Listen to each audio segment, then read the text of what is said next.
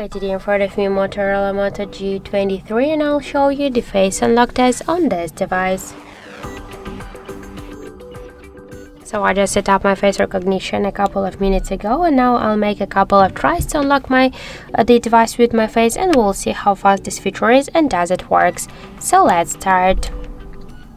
1, 2, 3, 4, 5.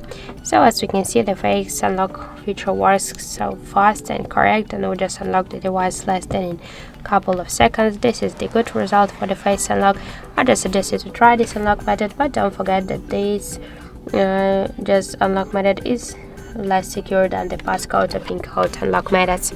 That's it. Thank you for watching, and if you find this video helpful, don't forget to leave a like, comment and to subscribe our channel.